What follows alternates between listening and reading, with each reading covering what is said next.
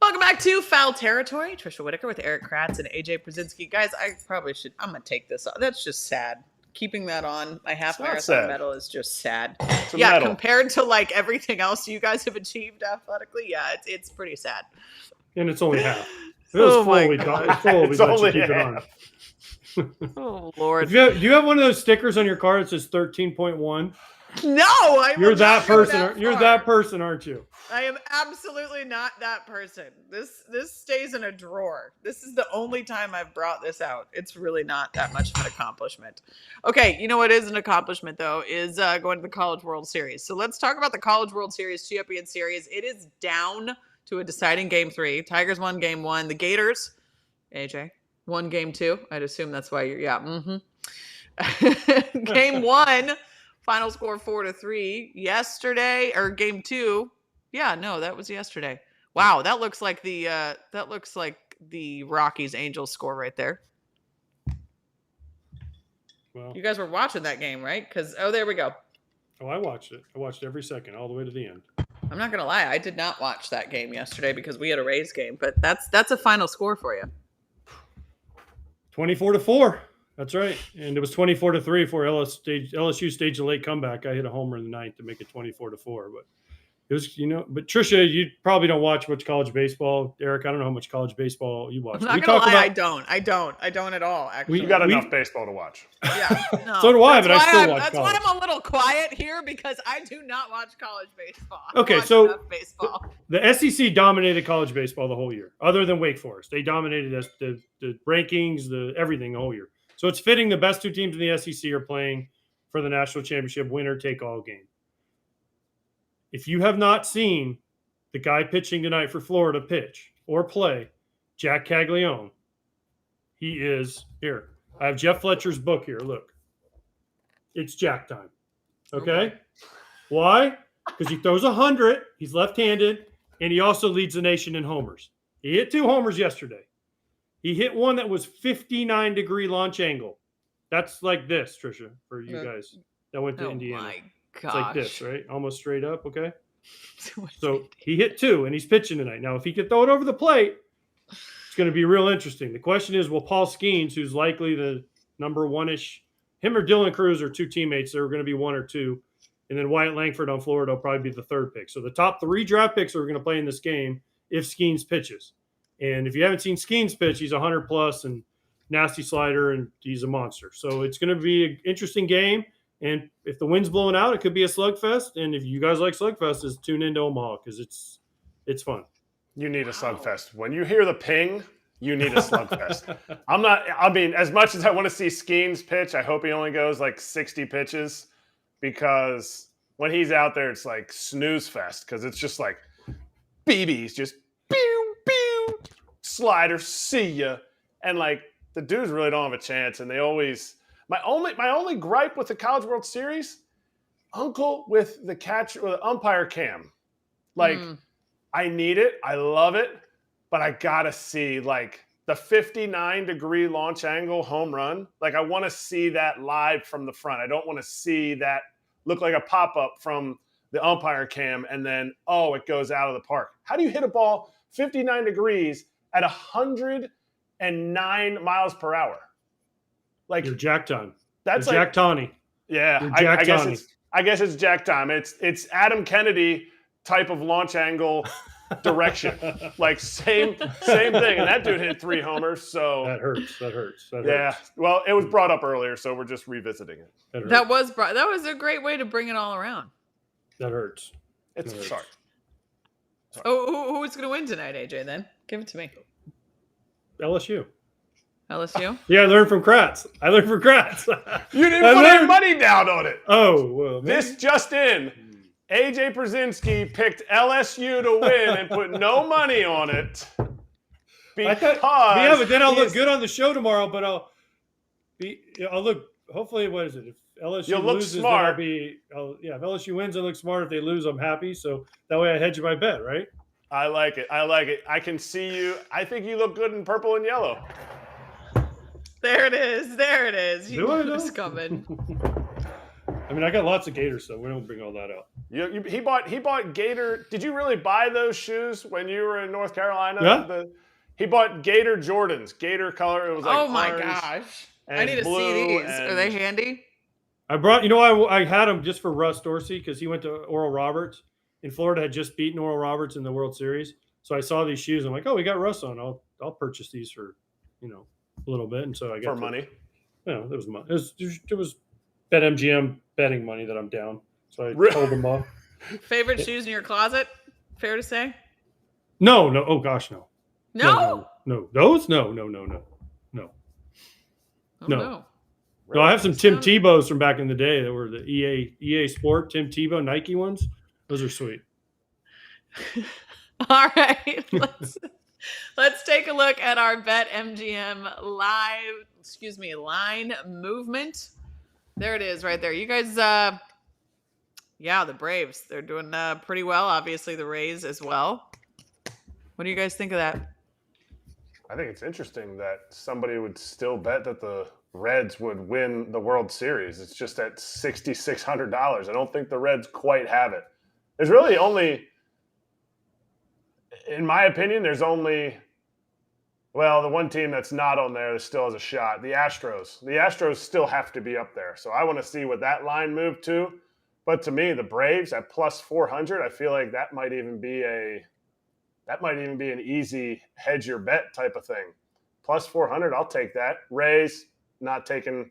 I might not even take the Rays at 2,200. Sorry, Tricia. Oh, come on. What do you have against them? Are you still, do you remember the first time I was on this show and you were like, the question you asked me was like, are they for real? Are they really for real? They haven't played anybody, blah, blah, blah, blah, blah. She said they hadn't played anybody. Pom-poms and you were like, go Rays, go. No, I was using Rays, go. factual statements is what I was doing. And guess what? They're still the best team in baseball and we're almost to July. So I would like some sort of an apology or some sort of an admittance that I was right. Krautsy, didn't she say that they hadn't played anybody yet, so their record was fake? I thought that's what she said. Or was that Scott? That was definitely. I would love to pile on here, but that was definitely Scott. Can we put that graphic? It was Scott. Scott did say that, but Erik asked the question. Yeah. Can we get that graphic back up? Because forget the teams at the top. Let's look at the team at the bottom of that graph, that tweet. The graphic. The Dodgers, Yankees, Padres, Mets. The Mets. Look how they've fallen. 1,100 to plus 4,000. And we're going to get into it, but that Mets debacle yesterday, that's why that number is at 4,000 from 1,100. So it went up to 4,000 after last night. Yeah, they lose a game they're winning with 3 walks and 2 hit by pitch and 1 hit in 1 inning, and they blow a 3-run lead. That is the most Met thing of all time. We will get into it. We will definitely get into it. I'd take the Padres at 2,000. Give me $10 on that, and I'll win $200. That's fair money.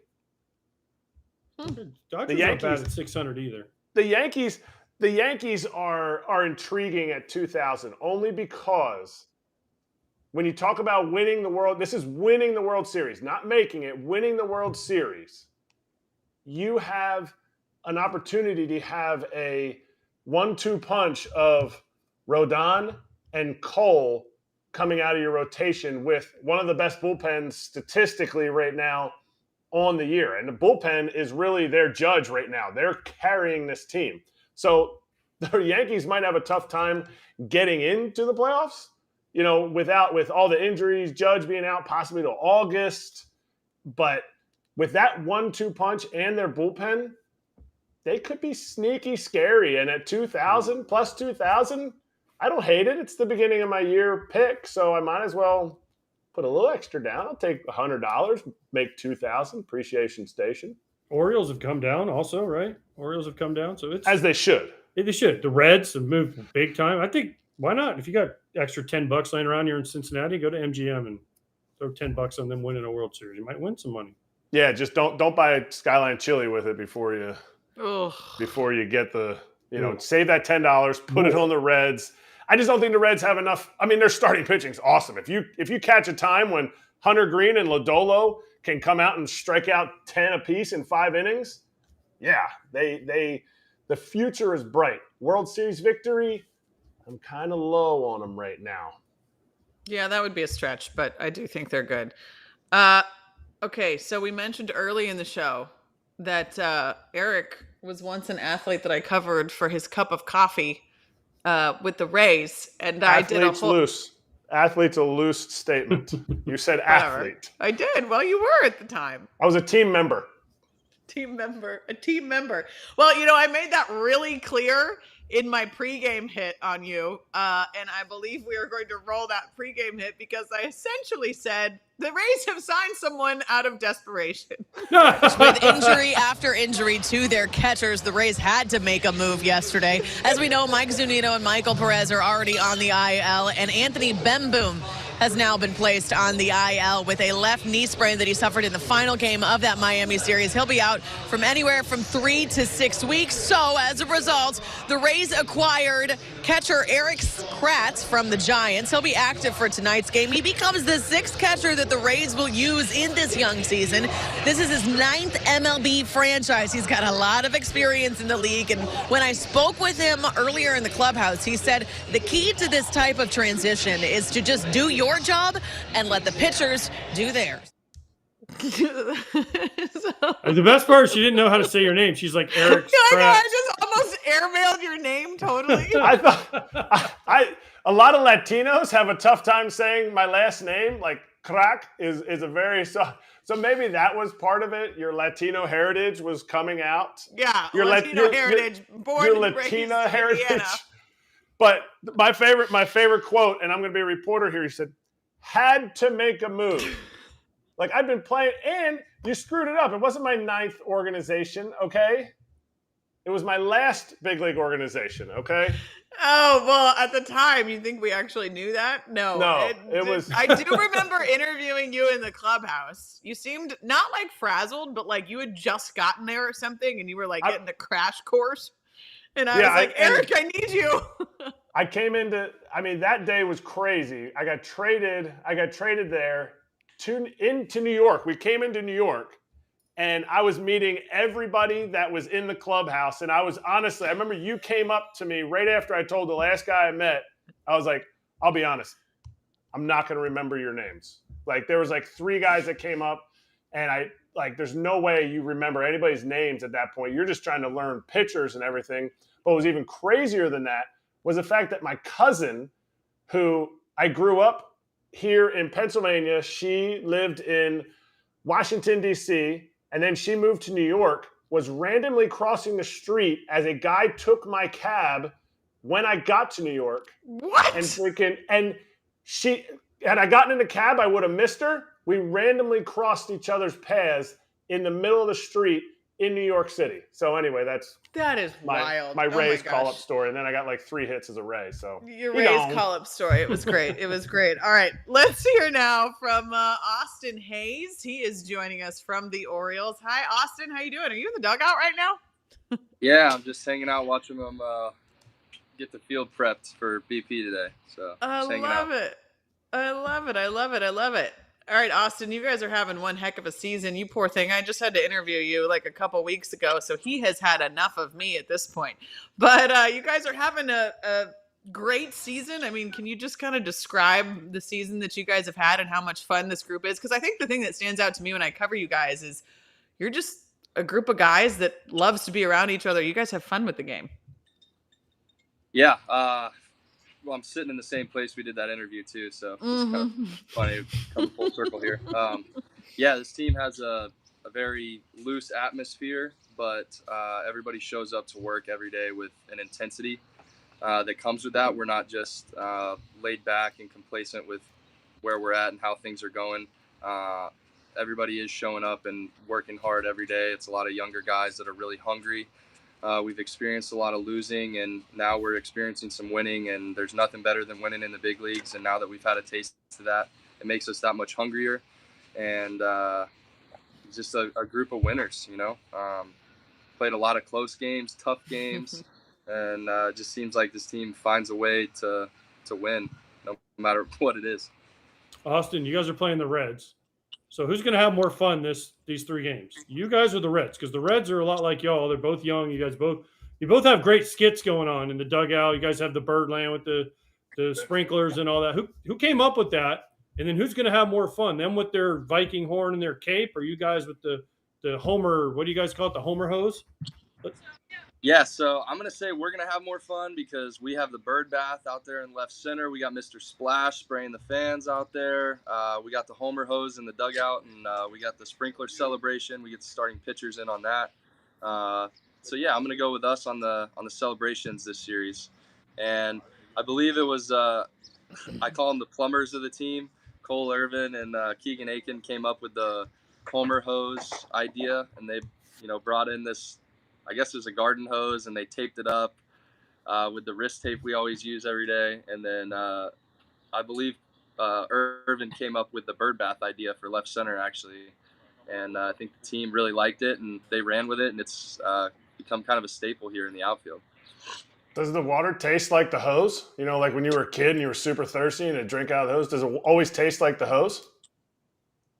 Sometimes there's Gatorade in there. Most of the time it's water. It's coming straight out of the cooler here, so it's very refreshing. It's a little bit colder than the hose that I would drink out of when it was 100 degrees in Florida when I was a kid. Hey, take it easy now. I live in Orlando. I'm from Orlando, so I know all about Daytona and Spruce Creek, okay? Well, yeah. I know all about those hoses back in the day. How did you end up? I always ask people this because there's different paths to the major leagues. You went to Seminole, and then you went to JU, correct? You're a Dolphin. So explain that, because everyone thinks, I have to go to Florida, I have to go to Florida State, I have to go to Miami. How did you end up at Seminole and then JU? Yeah, so I actually didn't have any Division I offers out of high school. I thought I played well enough to get some offers, but I think the only true offer I had was a minority scholarship to go to Bethune-Cookman, which is in Daytona Beach. So that was really my best option financially, and the JUCO route is great, especially if you're going to a JUCO in-state. Just because I had good grades, I was able to get a full scholarship there and use the academic money that I was getting to pay for my living. So it just made sense. I knew I was going to play right away, and I loved everything that Coach Hayes stood for, who was there at the time. And I loved my experience in JUCO. It was a great time. I was able to, play every day and get my at-bats and learn a lot. And Coach Hayes actually took the assistant coaching job over at Jacksonville University, and I really wanted to play for him. I didn't get to play for him there in the spring, so once I went on my visit to JU after that freshman year at Seminole, I knew that's where I was going to go, no doubt about it. I wanted to go play for Hazy there, and went there for 2 years and loved every second of it. It was awesome. All right, Austin, one of the things that's constantly associated with your name, which we talked about this when I interviewed you, is just how tough you are. You've played through a lot of injuries. Brandon Hyde recently called you the toughest player that he has ever managed or coached. You once hit an inside the park home run with a cracked rib, I believe is what you said. How much of a part of that is just how you were raised, and how much do you pride yourself on being a tough player who hits inside the park home runs with a cracked rib? It's kind of unfortunate. I don't want to be put in situations where I'm banged up and I'm having to play through stuff. It's kind of unfortunate that I've had a lot of those things.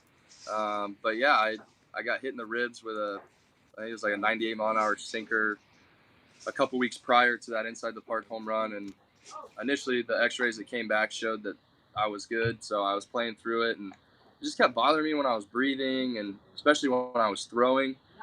And we had that extra inning game in Philly, and Roman Quinn dove for that ball in center and missed it. And I knew I had a chance to round the bases and score. And then the relay throw to Kingery, he fumbled it too, and I was able to score with no throw. So I think that helped me out. The relay throw didn't come in clean. But yeah, then I found out shortly after that there was another dive that I'd had, and I think that one really did me in. I couldn't go through it anymore. We got another MRI and realized, I'd been playing for about 2 or 3 weeks with cracked rib. Yeah. Well, the reason you're tough is because you went to a JUCO. That would have been the easy answers. It grinded you out, and then you played in the minor leagues for the Orioles, which is a grind. So you weren't in the minor leagues very long, but once you got called up to the big leagues, do you remember who you hit your first big league home run against?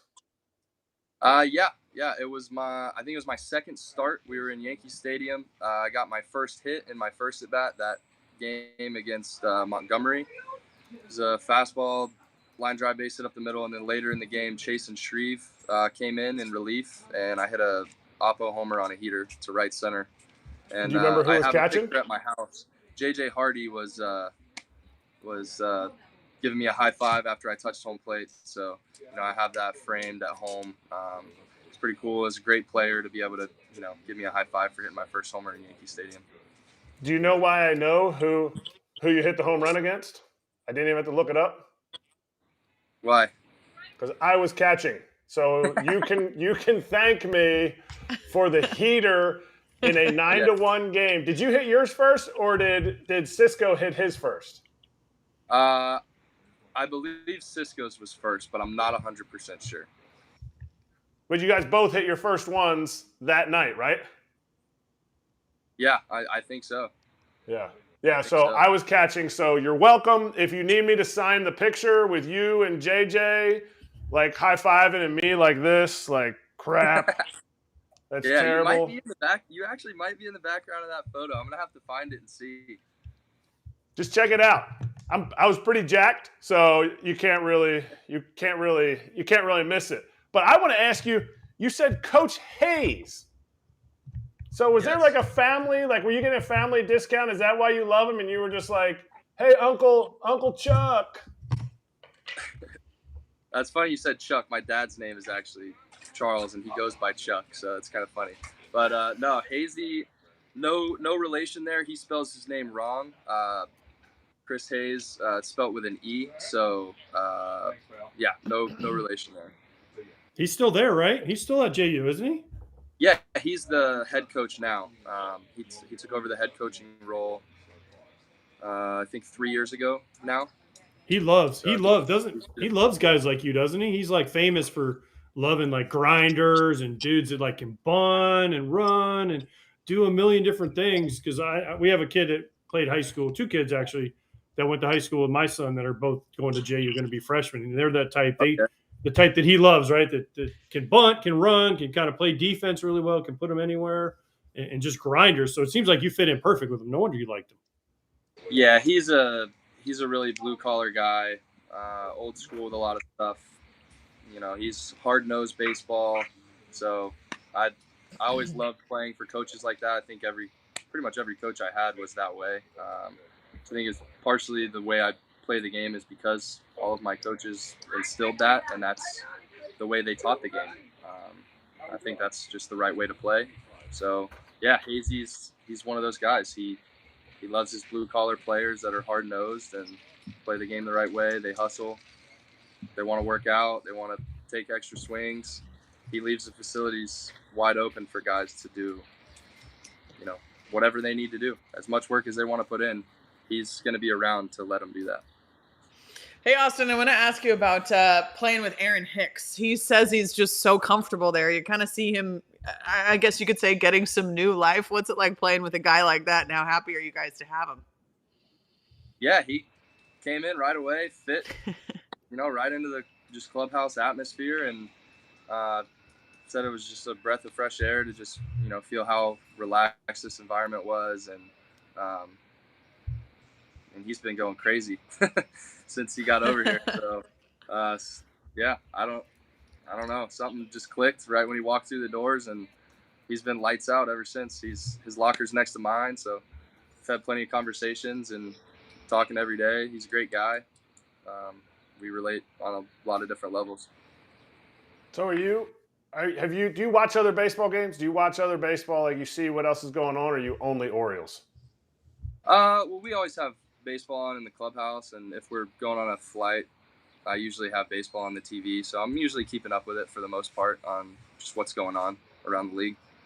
So how impressive is it that in 15 career games, Elly De La Cruz did something that it took you, 3 years to do, hit a cycle?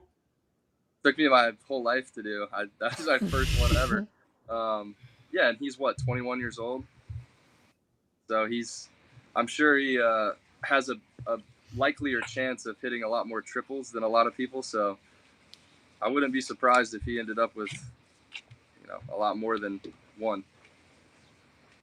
It's hard to do. It's hard to get any. So if you got one, I tip my cap if you even have one, because Kratz didn't even have a triple in his career. So you already one-upped him. My whole career, not one game, my whole career, 0 triples. Nobody fell down or. Dude, I can't even look at any of my doubles. You could go back and look at every one of my. It wasn't a lot of doubles, and been like, that's the one you should have gotten a triple on. Not even close. There's no error by the outfielder where you ended up at third and you were at home. The scorekeeper was like, you know what? We'll just give him a triple. Closest one I had, John Lester tried to backdoor cutter to me late in the game, and I hit a line drive to right field down the line, and Ben Zobrist did some kind of tackle where he goalie saved up against the wall. In Wrigley, it's this much foul territory, and freaking still didn't get by him. Tragic. That was the one. That was my chance. This triple right there. Yep. Oh, well. Benji Molina got a triple, for God's sake. I know. Austin's like, who the heck's Benji Molina? Austin's like, who's that? I never even heard of Benji Molina. It's Yachty's older brother.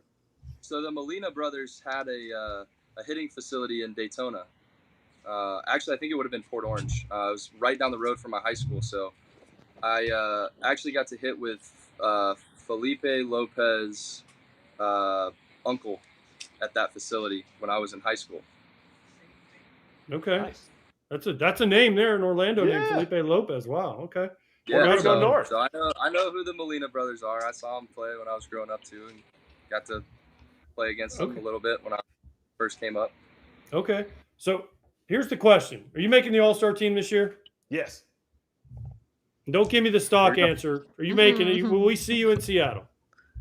I would like to see you guys there. We'll see what happens. I mean, I haven't heard anything. I don't know. Well, they haven't announced it yet. Well, they haven't announced it yet. I mean, but I think you guys will have multiple representatives. Adley will probably sneak in somehow. I don't know how, but then they're going to need somebody else. And you look like the perfect candidate to just, you guys are going to have, for the first time in a long time, the Orioles are Cano, Bautista, Hayes, Rushman. That sounds like a pretty good group. Yeah, I like the sound of it. We'll see if we can make our way over there. Okay, you go. You know what you do? You go into Brandon Hyde's office and you grab Freddie Gonzalez by his bald head, and you say, "You guys need to do a press tour for me for the next 2 weeks. And talk me up to the media so I get to go to Seattle." Hyder's already on that. I mean, he gave me some shout outs when we were in Tampa. He's trying to get the train rolling for me. So he's on it. He's on top of it. Okay. Well, sell yourself. Sell yourself. Why should you be an all-star? Because we can all look up your stats. That's why we think you're an all-star. We watch you play. Absolute short arm, quick hands. What? You sell yourself. Why? Oh, you're asking me why should I be an all-star? Yeah. Sell yourself besides the stats. Besides the stats, I mean, we're in second place in a really tough division where we'd be in first place in most of the other divisions. We're playing every day for a team that has one of the best records in baseball and, hitting in the middle of the lineup. So, like you said, the numbers speak for themselves, and just playing to win every day and been a big part of our team that's winning a lot of games and doing really well. Well, Austin, there it is. There it is. One thing that I mean, when we talked the other day that's helped you this season, you talked about an adjustment that would help you spray the ball more towards center and opposite field, and your numbers kind of suggest that it's helped. Can you tell us just about how you're maybe driving the ball with more authority now, it seems like? Yeah, that was a point of emphasis this offseason, was to clean up all of the bad mechanics that I'd had in the second half last year, and why I was smothering so many ground balls to the pull side on pitches that I should have been driving, hitting hard in the gaps in the air. So just getting my swing to be able to work inside the ball and hit more line drives and balls in the air, especially on off-speed pitches. That was the mechanical focus in the off-season. So then coming into spring training, it was the mechanics are cleaned up now. We need to focus on my plate discipline. So we're just doing a lot of different stuff to really help me recognize spin, stay off those borderline pitches early in the counts. And the balls that I'm putting in play before I get to 2 strikes, they need to be hit hard and they need to be hit on a line. So that's been the focus this season, and that's the focus in all the work that we do in preparation for the games, day in and day out. And then, just picking a plan of what the attack's going to be against the starter on the mound that day and who their go-to guys are in the bullpen. And that's just what we've been rolling with day in and day out this year. That's awesome. Now you're a vet on this team. Who are you most looking after this long homestand? Who are you most looking forward to getting to the front of the bus as a rookie to sing a song or tell a story? Jordan Westberg got called up today, so I'm very interested to see what kind of singing he's got, what kind of stories he's got. It's gonna be fun. Who has the best one so far this year of all the rookies that are on the team, or younger guys, maybe not necessarily rookies?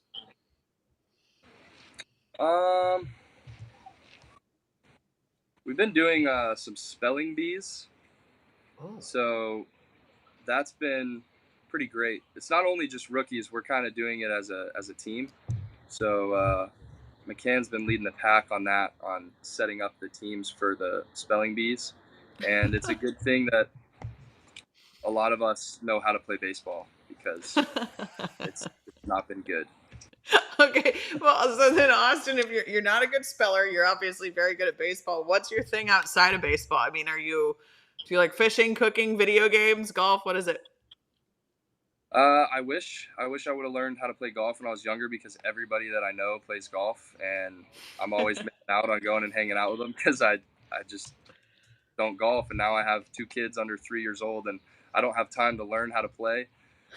So I wish that was something that I did outside of baseball. In the off season, I hunt and fish a lot. I like being outdoors, boating. I grew up on the water in Florida, so yeah, just anything outside. Love going to the beach too. Beach is awesome, especially now with my kids, that they love the sand and water. So beach trips as a family are a lot of fun in the off season. Wait, Go ahead. No, sorry. Do you still live in Daytona? I was living in Port Orange about 2.5 years ago. I lived there for a couple years, and now I live back over closer to where I'm from, in DeLand, Florida. Yeah. So I grew up in DeLeon Springs, right down the road from Luke Scott and a couple other guys out there. Okay, because my daughter has to go to Daytona for volleyball all the time, and I've never yet to find a good big convention center. Yeah, so I've yet to find a good restaurant. So I was hoping you could give me a good recommendation on where the heck I could go somewhere around Daytona. I think she's done with it now. So, but I still want to know, because where the heck can you go in Daytona Beach? If you like breakfast, there's a place over beachside called Mike's Galley. That place is really good. Bethune Grill has probably some of the best wings you can get in Daytona. It's really close to Bethune-Cookman. Those 2 places are pretty solid. Okay, I'll take your advice next time I'm over there. I'm gonna hit both of them. I'd say, there's a little Italian place. If you go over the Dunlawton Bridge, right as you get to the bottom of it, they have one of the best calzones I've ever had there. I think it's Genovese's is the name of that place. Done. Austin, thank you so much. We learned a lot about you. We appreciate the time. I promise you won't have to hear from me for at least another few weeks. All right. Yeah. Thank you guys for having me on. And Erik, thanks for the heater, man. I appreciate it. No doubt, kid. Hey, that's an early birthday present. I see your birthday's coming up here soon, so happy birthday. Yeah, thank you. I appreciate it. Thanks for the time, Austin. We appreciate it. Have a good one today. All right. You guys, he's a good one. His birthday present needs to be is a when he gets that call from Brandon Hyde, and he goes, "Hey, here's your envelope. You're going to the All-Star game, kid." There it is. That'd be Oh, awesome. that would be amazing. That would be amazing. We do have Pete Fairbanks coming up, but first, let's get to the Mets, guys, because this is I've never experienced in the weeds before with you guys, but I hear that it is exciting, and I hear that AJ can talk your ear off about certain topics, so I'm excited for that. The Mets, they lost on Friday, 5-1. The Mets have now lost 14 of 18. AJ's already shaking his head. And they are 34-41. That is a massive letdown for the Mets fan base. It's awful. Awful. And the way they lost yesterday was, and I think their announcers summed it up the best when they were like, the Mets lost this game in the most Met way possible, and this is the most devastating loss of the Mets franchise history. But you think about it, they had a big lead. They had a 3-run lead going to the 8th. One hit, they lose the game. They walk 3 guys, they hit 2 guys, and then they can't do anything off Kimbrel in the 9th, and they lose. And the way the Mets announcers summed it up, this is the worst loss of them all. You're right, because as a team, you're like, all right, we got a 3-run lead. Alonso homered, Lindor homered. This is how we're supposed to play it up. We get deep into the bullpen, and yep, here we go. Sarah Langs would say, "Wee," right? Because this is awful. This team was supposed to be right there with the Braves. They spent, poor Stevie Cohen's going, man, maybe I should not spend as much money. We'd be better because they keep spending money. Now what do? Now they're 7 games under. We're almost into July. Do they go out and try to make trades to try to bring more high-dollar players in to help them win, or do they get rid of some guys and say they already got rid of Escobar to the Angels? What do? I don't know what they do, but this loss, we keep saying it on here, the Mets are going to Met, and they keep finding a way to out-Met the Mets. I have to, and if you know somebody, if you're in the chat, if you know a Met fan, this is when you have to send out your messages to my buddy TJ Mancuso. He's a Mets fan. This is the apex of your Metdom. And your hope, there's the hit by pitch to Trey Turner. And you can't even make this up. You can't, and the Met fan walks out from behind this. He is every Met fan right there. He's like, I'm done with it. He's finished the video. Maybe this is the game. And as a Met fan, you have to be positive.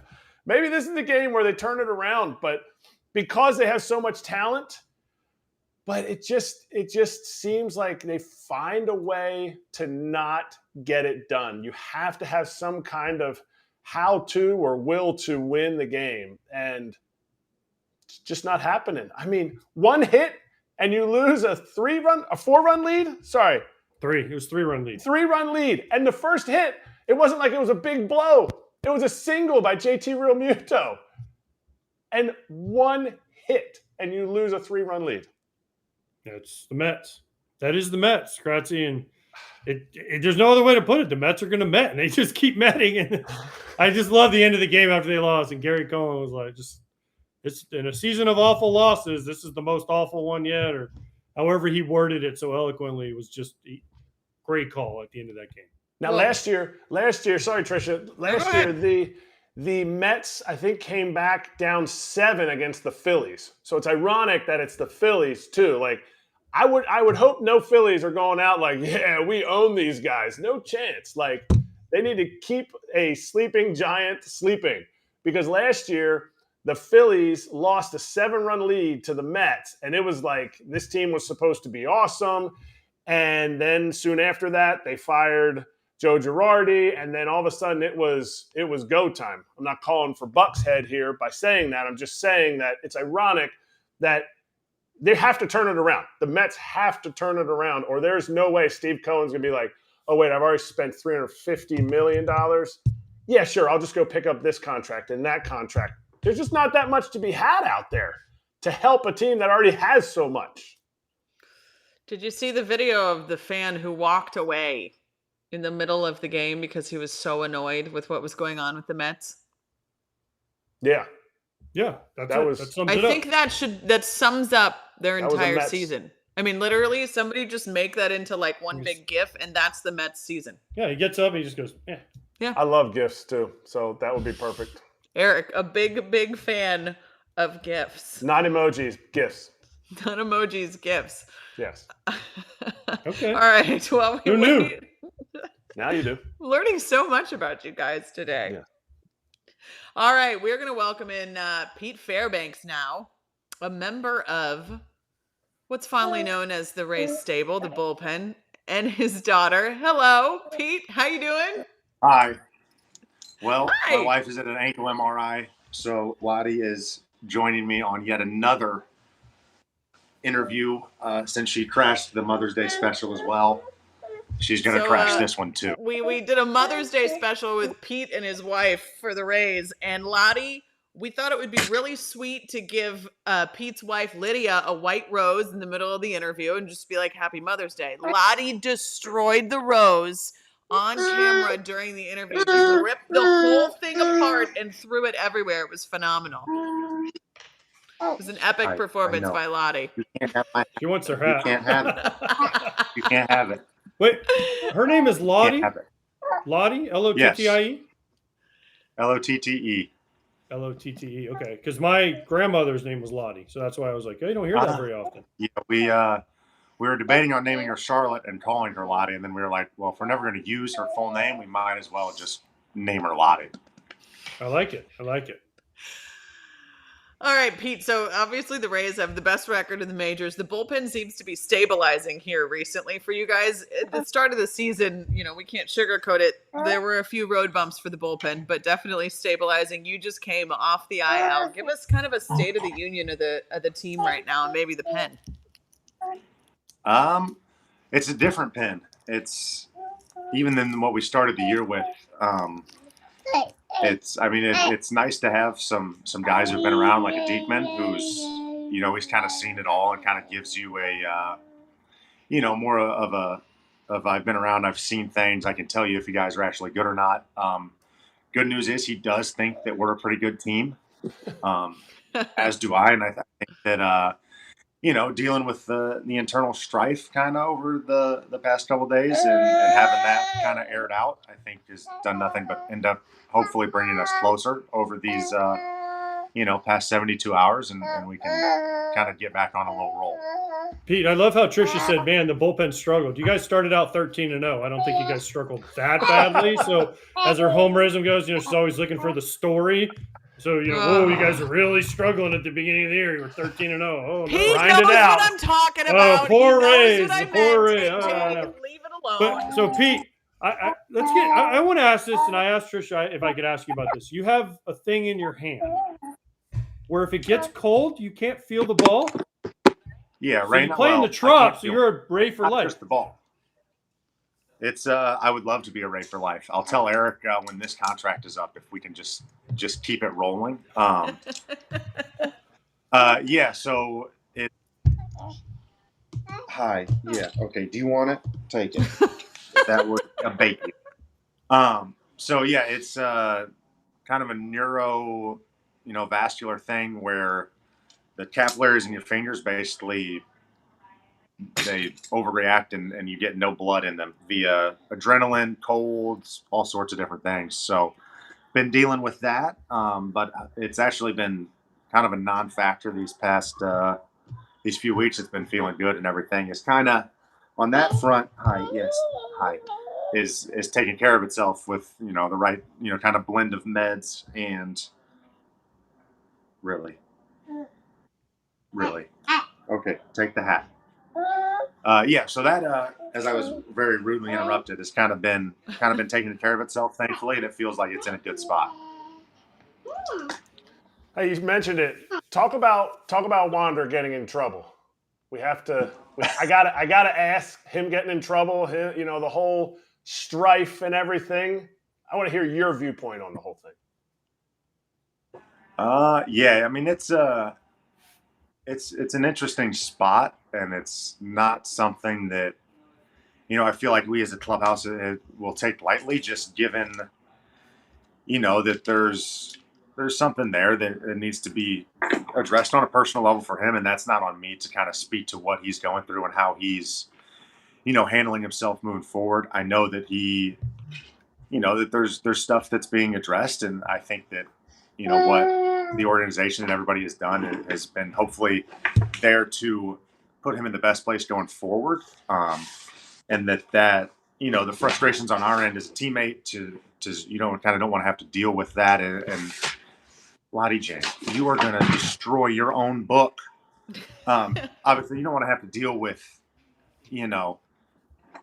those type of instances of things coming up and not being able to conduct yourself in the most professional manner. But it's also a competitive game, and we know that, at the end of the day, he wants to compete and he wants to be a very, very good ball player. And so it's kind of how do we temper that, with still bringing the best teammate version of yourself, to that table. Now, you kept saying we. Are you talking as a teammate, or are you talking as a leader of the team that steps up in moments like whatever he had, and, you feel like you can say something even though, you're a closer, you're a bullpen guy? Yeah, I have not been witness to them, so obviously I don't think it's on me in that, scenario to be the one that says something if I'm not privy to, what happens. I would like to think that the people down in the dugout and some of the other veterans on the team are the ones that can, address those things when they come up. And I mean, it's obviously Miss. Come here. And we know that, just the dealing with, big personality and, growing as both a person and a player is, you deal with failure and you deal with, everything that comes with this game is, I'd like to think that we have people that are going to be down there and be present with him, that'll be able to address that and help him moving forward. All right, Pete, we got to talk about, your story that kind of went viral that I asked you to talk about in the clubhouse. I don't think you knew in the moment when I said, hey, Pete, you got to tell us about your black eye on camera. You said, okay, I will. And then it kind of blew up. Your black eye has since healed. Okay, there it is. Here we are. There's his black eye. That wasn't even good.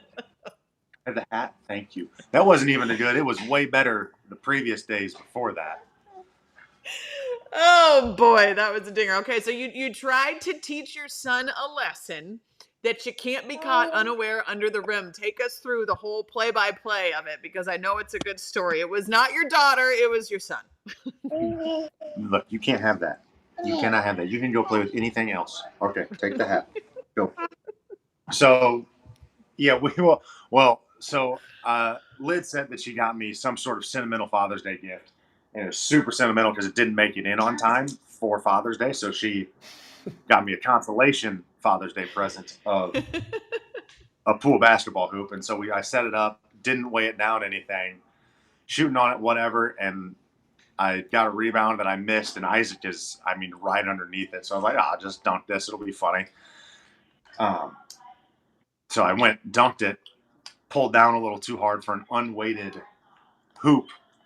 And it ended up hitting me. Squared it up, split it open, everything right on my right eye. And thankfully, I don't know how. So it had two posts on either side, and both of those came down perfectly on either side of Isaac, because I was way more worried about him dealing with getting crushed by a falling basketball hoop than I was for myself. Okay, but here, wait, hold on, AJ. One more thing to the story. The irony of it is Lydia had sprained her ankle power washing your house, and she said she was not power washing. She was carrying the power washer. It's worse. We're not going to apologies, right? Apologies.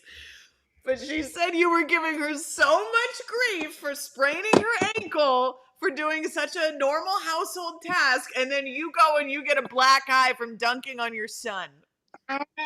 Yeah, listen to that statement. One of those is an athletic movement. The other is an everyday task.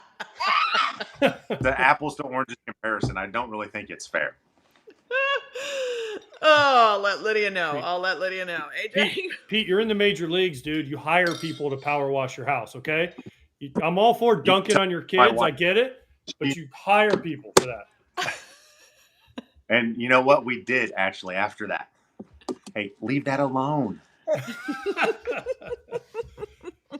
Pete, what do you like to do besides dunk on your kids and obviously babysit when your wife's getting an MRI. What do you like to do as a hobby?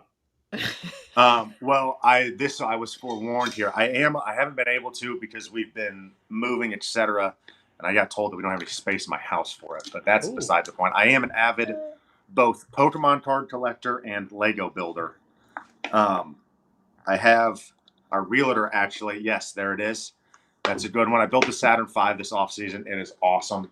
It is almost as tall. You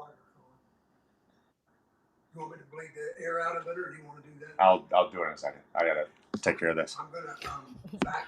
Wow, look at how what a multitasker, taking care of the house, showing us his Legos, holding his daughter on his lap while doing a podcast. Yeah, so much for this should be a fast MRI. This has turned into really. Yeah, this is about par for the course for our house, in fairness. So yes, I built the Saturn V. Our realtor got me the UCS Star Destroyer, which I have no place for it, nor do I have the ability to build it without my son just wrecking it as we progress with it. Makes sense. Now, I hate to do this to you, but we have some pictures that you might. I don't know if you have video and pictures, but I took video and pictures. So this is the hallway by my kid's house. Okay, nice. So there's your Saturn V. Oh, there it is. It gets better, That's Pete. Wait for it. Yeah, it only gets better. I'm waiting. Yeah. Oh, yeah. It does Two get Death better. Stars. Both Death Stars. Buddy, come on. You call Mama? Okay. Can't really see Hogwarts right there. That's the castle for Hogwarts. And then that's a Lego picture of my kids. Taj Mahal. And then the Millennium Falcon. That's just one room, by the way. I have multiple rooms like that. Multiple rooms. What's in the room? I think we have a picture of the laundry room because I ran out of space. So let's see if we can pull up the picture of the laundry room. I don't know if Claudia. Okay, or show the video. This is in my closet, I think we have, because I don't have room, like you said. So in my closet, there's multiple boxes that have not been put together. As you can see, the Titanic, the AT-AT, Luke's Land Speeder, Pac-Man, the Coliseum. Yeah, so it sounds like get started on the Titanic, given everything that has surrounded that sunken ship in the past few. Yeah, so I understand the Lego obsession. For me, and my wife and kids make fun of it, and you were trying to make fun of me through Tricia. I'm a set builder, and I also, what's crazy is I glue them all. So I glue them all together. I hot glue them all, so they stay together. Do you do that? Yeah. No. You should see. I should have. I think Lid sent it to me. I should send it to Tricia at some point. It is. Isaac got a Minecraft set yesterday or the day before, and Lid tried to put Lottie down, and in the process, he opened every bag of the set, dumped it on his table, and then took his 6 different bins and then dumped all those on his table, and then took his little minifigure head storage container and dumped all of his minifigures on top of that. So it's gluing might be a good idea once I get around to this Star Destroyer, but yeah, it is a mass of free building in his room right now. Okay, that's awesome. Now, so the Millennium Falcon that you saw, I have 2. I have the original, which was way back, and then I have that one. And the second one that you see came out a couple years ago. And when it came out, I was in Rome. So if you ever do this, let me know. I was in Rome, and I couldn't find it where I live in Orlando because it was sold out on Lego and everything. Right. So I was in Rome, and they had a Lego store, and they had one for sale. And I was coming home the next day. So I bought it. Bought a suitcase for it and checked my luggage. I checked it. I bought a suitcase just to get this thing home. My wife, she was ready to kill me. She's like, "You're buying a fucking suitcase for a fucking Lego set. What are you doing?" And I'm like, "Yeah, but I can't get this in the States, so I'm doing it." So I went to one of the little local stores and paid $20 for a little suitcase, threw the box away, threw all the bags in, and trucked it on home. There you go. I see nothing wrong with that personally. I've yeah, if I needed the UCS and I didn't have it, for sure. If that happens with, I don't know if this is I hope it's not an April Fool's thing. I kept seeing stuff about the Venator that's coming out. I hope that does happen at some point. And if they do, that is one that I will be getting as soon as I can. Okay. Would you be offended if AJ knocked on your door with his Lego suitcase and came to play with you at your house? Oh, more than welcome. We can get all of our minifigures out and take it back to my middle school days. Would you be offended though if he started hot gluing some of your sets? Because that's not like you can't go hot gluing another man's Legos. Can't go on. I'm not. So I will say this. I don't think that I'll ever glue them. I think if my son wants to take them apart and turn them in. I just built the ATTE that came out last summer. It was great. And then I go in his room the other day and it's in shambles. And it's just like just the frame of it. I was like, all right, whatever. I can't prevent him from trying to, become have a little creative brain of his own. So I'm not going to be a gluer. I'll just, once I run out of shelving that they can't reach it, that we'll have to run the risks. Pete, I'm assuming you've seen the Lego movie, the original one. Yes, I thought it was. So anyone that hadn't seen it, we're going to ruin the movie for you. At the end, the Craggle was crazy glue. Mm-hmm. So when that movie came out, we went and watched it in the theater with my kids and my wife, and we didn't know that part was in it, and that happened, and they were like, "Oh my God, this is you! This is you! You won't let us touch your Lego sets. This is you, Dad! 100%. Crazy Dad with the glue. That's you perfectly." They make fun. They still make fun of me for it, but it's okay. Lord business himself. I dressed as that for Halloween. So that year at Halloween, I was Lord Business, and my kids were all the characters. And my wife was the unicorn thing, and we made her put a mask on. And then my daughter was Lucy, or no, what was the girl's name? Wild Style. And my son was Emmett. My son was Emmett, and I was Lord Business. I had the helmet and everything. And that was our Halloween costume. And it was real life. It was real life. I tried to get my son into the Lego Batman one, but he didn't quite appreciate it as much as I have. I will say though, speaking of Legos, their like interactive iPad build that they have for all their Mario sets, I think has been a godsend for him learning how to build things. Because since it goes like piece by piece, and he gets his set, takes the iPad out, follows it along, and can more or less do it by himself, which I think is pretty good for someone who's almost 4. Pete, we appreciate you putting up with us and putting up with me for the 100th time this week. And Pete and I actually have to go catch a flight to Arizona now. It's going to be like a 6-hour flight. So, Pete, I vote that you bring some Legos onto the plane and we can put AJ to shame and build something that'll make him jealous.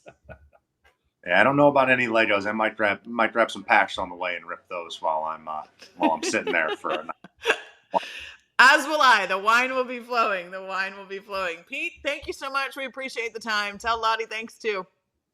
Yes, I will be sure to tell her thank you for tolerating my poor attempts to keep her distracted throughout the course of this. And tell Lydia I'm on her side. I got her back with the power washing story.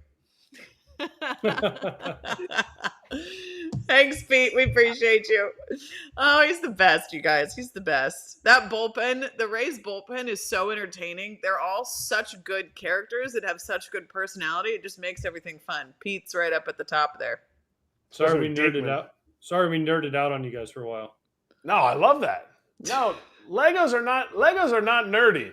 You just they're not nerdy. Like Legos are like the last creativity that we're allowed to have without a screen. Now, we're on a screen right now, but Legos, like snapping together, I could never do it. My boys absolutely loved it. I showed the video to them at AJ's, and they knew everything. Even when, like, the sun was shining into your Hogwarts, my one son was like, and my nephew's here, they were like, "Oh, that's sick. It's a Hogwarts. Oh, that's a full... Oh, he's got the Death Star. He's got both Death Stars. It's crazy. Like, it is a generational toy. Legos are legit. I was just never good at them because I would snap them and the whole thing would just go. So it takes a certain amount of patience, AJ, is what he's saying, right? Yeah, and like I think Pete says this. It was an escape for me. I could sit there and I could just Nobody would bother me. I'd just sit there and do piece by piece by piece and follow the instructions, and it relaxed me. And people say, "Oh, it's crazy." But no, for me, it was a relaxing thing. No, everybody has that. A lot of the guys in the clubhouse, they'll play dominoes. They'll sit there and journal. We have a lot of guys who journal after games. They'll write down they literally have like this like organized thing where they'll write down, today, this isn't what I did well. Tomorrow, this is what I'm going to change about it. And today I did this well. So everybody has their thing. AJ's his Legos. Taylor Walls, he journals. That's his thing. They should journal about why they didn't leave yesterday for a road trip. And you know what? Tonight. That's what they should journal about. We are leaving tonight. We are leaving at 5 o'clock, but we have to be there at 4. And I better beat the Tampa traffic, because if I don't, it's AJ's fault, because he went on about Legos too much. Fly tomorrow. Fly tomorrow. No, I want to go now. It's Arizona. We stay at a fun place too. It's like Phoenix and at a resort right by, I think it's Camelback. It's beautiful. Is it called the Sanctuary?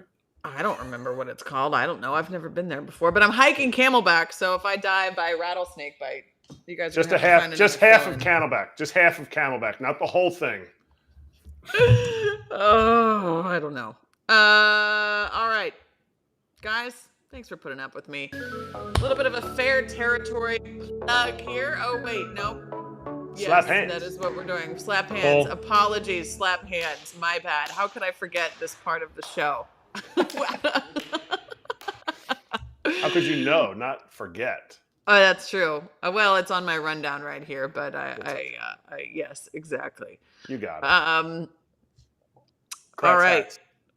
That's Kratz what you should hats. say. That's what we're going to next. Kratz hats. You would think that Erik is like my producer or my mentor in broadcasting or something. All right, Erik, give us your shout out for a minor league player who did well yesterday for Kratz hats.